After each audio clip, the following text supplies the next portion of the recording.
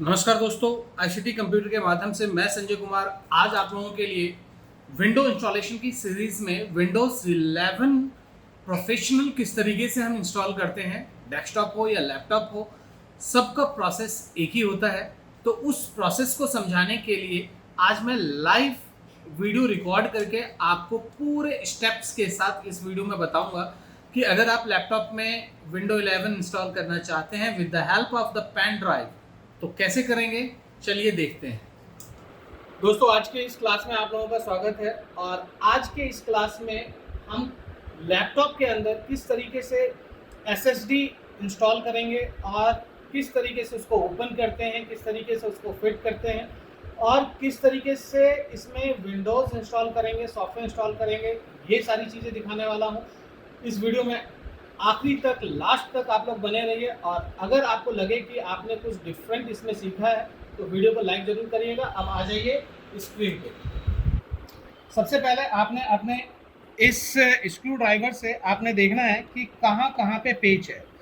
इस लैपटॉप के अंदर इसको ओपन करने के लिए सिंगल एक स्क्रू है जो कि आप स्क्रू ड्राइवर से आप ओपन करते हैं और ओपन करने के बाद इस स्क्रू को बहुत सेफली रखिए, इसको बाहर की तरफ स्लाइड कीजिए और ये ओपन हो जाएगा। इसको ओपन करने के बाद आप देख लीजिए ये है रैम, ये इस लैपटॉप का रैम है, अभी नया लगाया है, 8 GB रैम है। और ये है हार्ड डिस्क और इस हार्ड डिस्क को रिमूव करके इसमें हम SSD इंस्टॉल करने वाले हैं जो कि मैंने ये सिम्ट्रॉनिक का 256 GB इसमें लगाना है। रीज़न ये है कि इस लैपटॉप का जो प्रोसेस है वो स्लो है और शायद अगर मैं ये SSD इसमें इंस्टॉल कर दूं तो इसका जो प्रोसेस टाइम है वो थोड़ा सा फास्ट हो जाने वाला है। तो अब हम इसको रिमूव करते हैं। इसको रिमूव करने के लिए कुछ यहाँ पे स्क्रू दिया हुआ है, इस स्क्रू को पहले आप रिमूव करेंगे। यहाँ से आप रिमूव करिए इसको। स्क्रू रिमूव करने के बाद आपके पास ये एक स्लाइडर है, इस स्लाइडर को इस तरीके से उठाइए और यहाँ से ये जो हार्ड ड्राइव है, इस हार्ड ड्राइव को आपको बाहर की तरफ पुश करना है। यहाँ से आप इसको बाहर की तरफ पुश कीजिए। ये देखिए, पुश करेंगे बहुत ईजिली ये यहाँ से बाहर निकल गया। ये हार्ड ड्राइव आपका बाहर आ गया है। दोस्तों, इसके अंदर जो है 500 GB का ये हार्ड ड्राइव लगा हुआ है। क्योंकि टाइम अब आ चुका है SSD का, तो इसलिए अब हम लोग क्या इंस्टॉल करने वाले हैं इसके अंदर, SSD। और ये है SSD 256 GB और इस SSD को हम इंस्टॉल करने वाले हैं। और इसको इंस्टॉल करने के लिए बिल्कुल सेम प्रोसेस है कि आपको देखना है कि ये पावर है, ये पावर है और ये डाटा है। इसको बहुत ही बेहतरीन ढंग से आपको लगाना है, गलती ना हो, देखना है कि कहाँ से लगना है। ये बिल्कुल इस टाइप से यहाँ लगना है और यहाँ से आप इसको बिल्कुल हार्डली पुश करिए। ये पुश किया आपने और इसको ऐसे नीचे सेट कर दीजिए। देखिए कितना आसान था इस SSD को लगाना। और SSD को लगाने के बाद अब आपको इसको फिर से इंस्टॉल करना है। इसको हम इसलिए इंस्टॉल करते हैं जिससे कि हमारा ड्राइव जो है वो मूव ना हो, हिले नहीं। हालांकि ये काफ़ी टाइट है, नहीं भी लगाऊंगा तो भी चलेगा, बट सेफ्टी रीज़न से इसको हमें यहाँ पे लगाना है। यहाँ पे आपने SSD को पूरी बेहतर ढंग से आपने सेट कर दिया है और यहाँ पे आप ये जो वाइट सा रास्टर देख रहे हैं, ये कहीं ना कहीं इसके अंदर मॉइस्चराइज आया हुआ है और मॉइस्चराइज पूरी तरीके से जम गया है। तो इसको क्लीन करने के लिए आपको थिनर की ज़रूरत पड़ती है, बट डजंट मैटर, हम इतना काम इसमें नहीं करने वाले हैं। इसको हमने सेट कर दिया है। सिंपली आप यहाँ से देख लें कि ये जो है ये क्लीन है कि नहीं, ये बिल्कुल क्लीन है।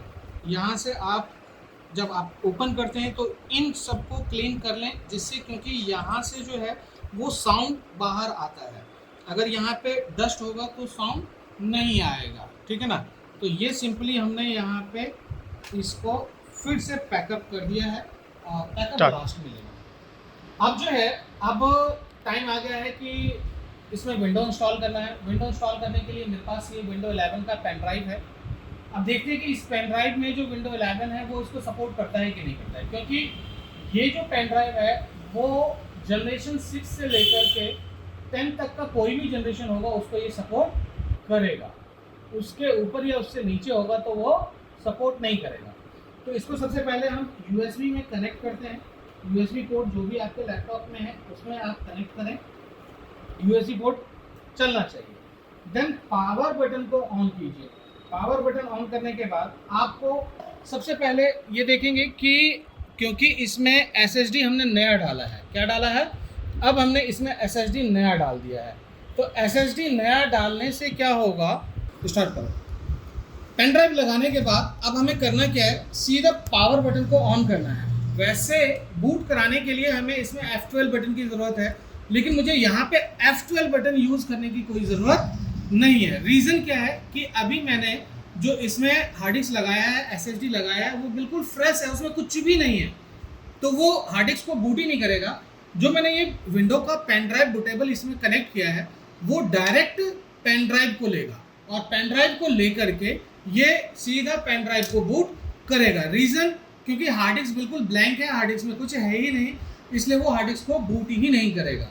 ठीक है ना। अभी यहाँ पे इस स्क्रीन पे इसको इतना टाइम क्यों लग रहा है, यहाँ पे देखिए आप ध्यान से, यहाँ पे प्रोसेस स्टार्ट हो गया है।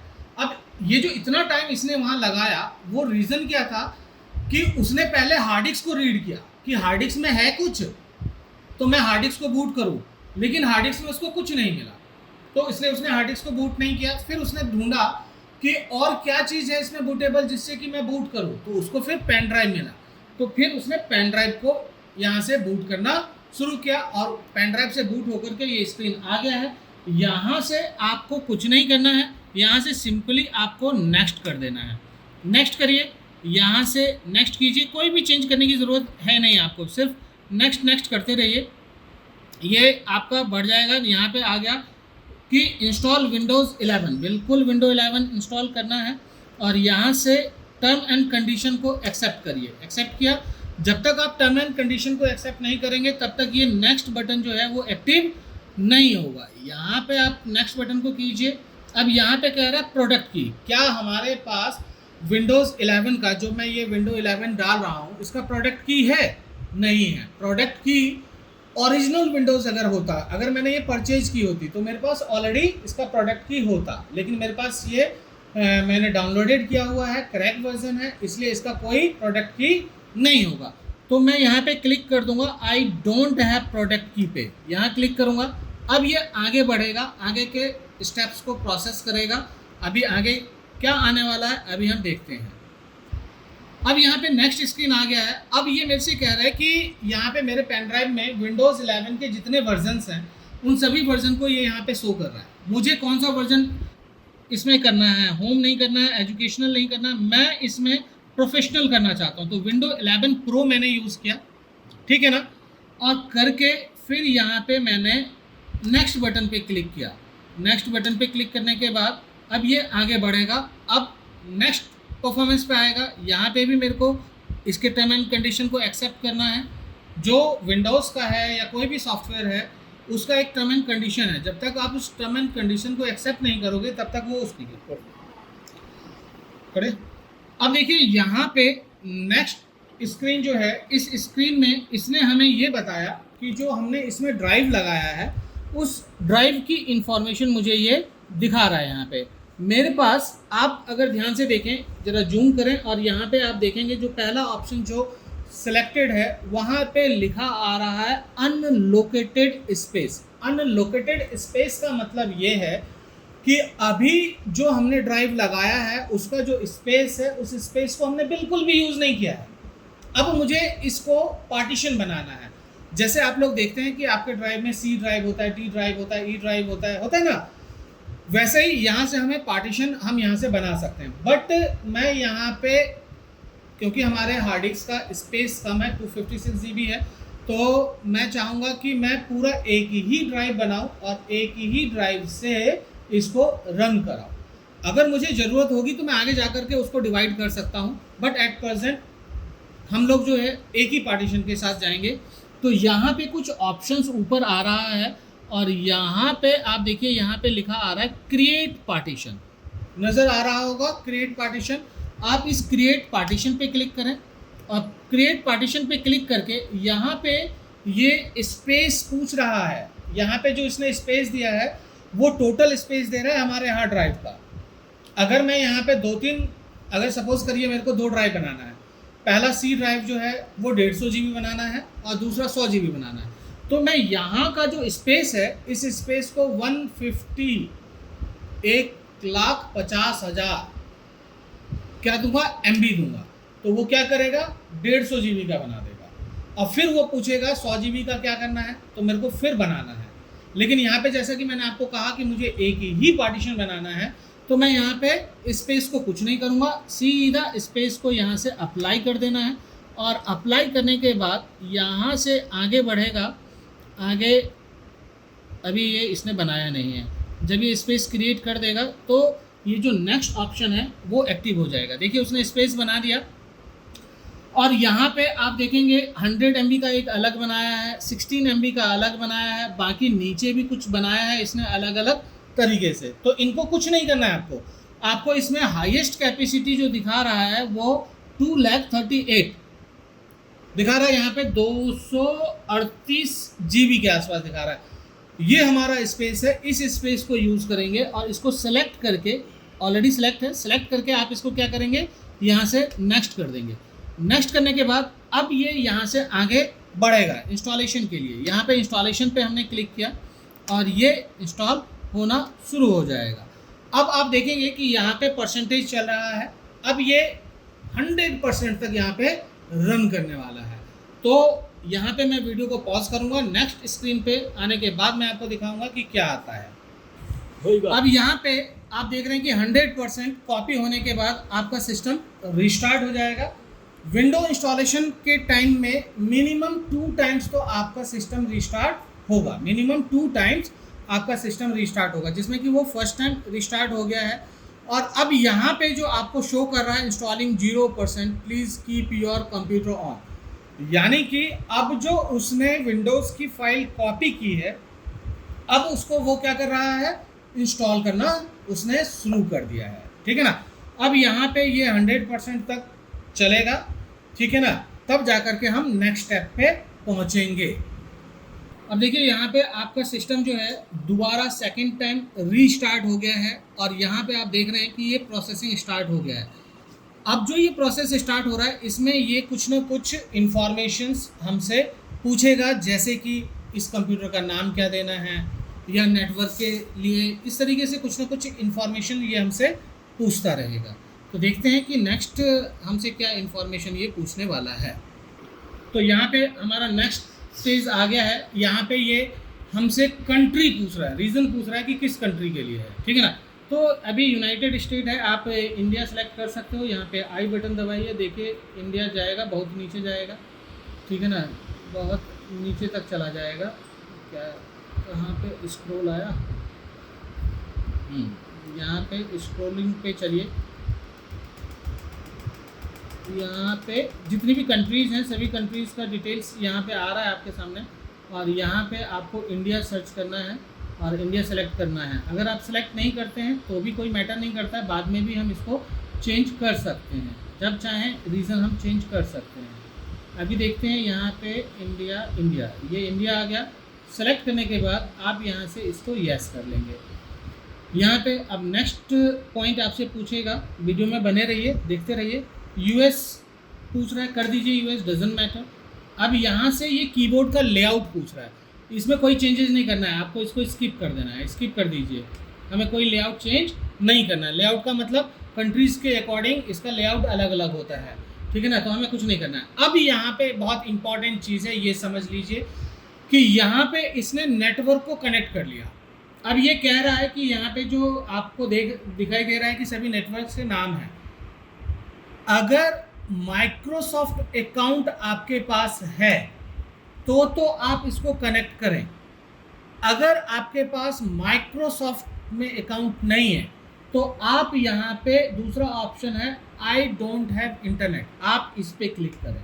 ठीक है ना, अगर आपने नेटवर्क को सेलेक्ट कर दिया तो वो आपसे क्या पूछेगा, आपसे माइक्रोसॉफ्ट का अकाउंट पूछेगा। अकाउंट है नहीं तो बनाना पड़ेगा, it is taking too much time, तो इसलिए हमें उस ऑप्शन को यूज़ नहीं करना है। अब यहाँ पे ये कह रहा है कि इस डिवाइस को नाम क्या देना है, तो मैं नाम दे देता हूँ अरुण। अरुण लिख देता हूँ, जो कि मेरे स्टूडेंट का नाम है और उसी का ये लैपटॉप भी है। और इस पे नाम नेक्स्ट करने के बाद ये पासवर्ड पूछ रहा है। तो क्या अरुण पासवर्ड देना है इसको? नहीं देना, पर्सनल है, तो इसके सिवा कोई और चलाएगा नहीं, तो पासवर्ड की ज़रूरत नहीं है। इसको नेक्स्ट करिए। अब नेक्स्ट करने के बाद ये अब आगे प्रोसेस होगा। अब कुछ एक स्टेप्स ये और आएगा, ये सारे जो भी है इसमें कुछ नहीं करना है आपको। नेक्स्ट कर दीजिए, नेक्स्ट कर दीजिए, एक्सेप्ट कर लीजिए, एक्सेप्ट कीजिए। अब इस तरीके से ये स्टेप बाय स्टेप आगे बढ़ रहा है। Just a moment and next steps will be desktop, may be it will be. तो यहाँ पे कुछ सेटिंग्स, कुछ अपडेशंस, कुछ इंफॉर्मेशंस ये अपडेट करेगा और अपडेट करने के बाद ये कुछ टाइम लगाएगा एंड देन आफ्टर ये आपको आपका डेस्कटॉप दे देगा। तो this is the process of installing window 11 in your laptop और डेस्कटॉप। सेम स्टेप्स है, कहीं पे भी कोई चेंजेस नहीं होने वाला है। तो उम्मीद करता हूँ ये सीखने में आप लोगों को बहुत मज़ा आया होगा। और इस तरीके से मैं बहुत डिफरेंट टॉपिक पे वीडियोस बनाता रहता हूँ। और अगर आपको नहीं पता है तो मेरे चैनल का नाम है ICT कंप्यूटर्स। अभी विजिट कीजिए यूट्यूब पे, सब्सक्राइब करिए और वीडियोस देखिए। सभी टॉपिक्स के ऊपर उस पर वीडियोस है और वीडियोस देख करके आपको मज़ा ही आएगा। तो अभी हम आपको नेक्स्ट स्टेप दिखाने वाले हैं। यहाँ पे आप देखिए, प्रोसेस होने के बाद यहाँ पे डेस्कटॉप आ चुका है और डेस्कटॉप आने के बाद ये फुल फ्लैश बेस्ट परफॉर्मिंग के साथ अब ये काम करने वाला है। अभी देखिए, अभी हम इसको नेट यहाँ से यहाँ पे देखते हैं कि यहाँ पे सभी नेटवर्क का नाम आना चाहिए और वो यहाँ पे आएगा भी। यहाँ पे चलिए और यहाँ पे आप देखेंगे कि ये इस तरीके से सभी नेटवर्क को इसने दिखा दिया। और अब यहाँ पे हम नेटवर्क को कनेक्ट करके इसमें इंटरनेट कनेक्ट कर सकते हैं, इसको चला सकते हैं और ये आपका सिस्टम ओके है। बिल्कुल आप जैसा चाहें वैसा आप इसमें यूज़ कर सकते हैं। अभी ये सारी फीचर्स यहाँ पे शो नहीं हो रहा है, ये धीरे धीरे जब नेट से कनेक्ट होगा और अपडेशन में जाएगा, इसकी सारी फाइलें अपडेट होंगी तो सारे फीचर्स ऑटोमेटिकली यहाँ पे अपेयर हो जाएगा। तो उम्मीद करता हूँ कि इस वीडियो में आपको बहुत ही मज़ा आया होगा और आप लोगों ने बहुत कुछ सीख लिया होगा। और अब आपको कोई भी डाउट नहीं है कि विंडो कैसे इंस्टॉल किया जाता है। बहुत ही सिंपल सा प्रोसेस है, वो प्रोसेस मैंने आप लोगों को बताने की कोशिश की है इस वीडियो के माध्यम से और आप लोगों ने बहुत बेहतर ढंग से इसको सीखा भी होगा।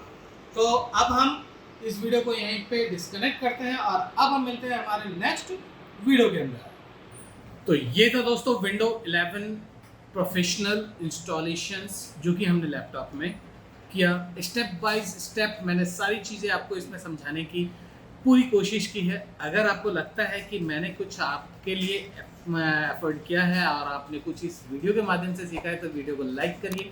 चैनल को सब्सक्राइब नहीं किया है तो चैनल को सब्सक्राइब करिए।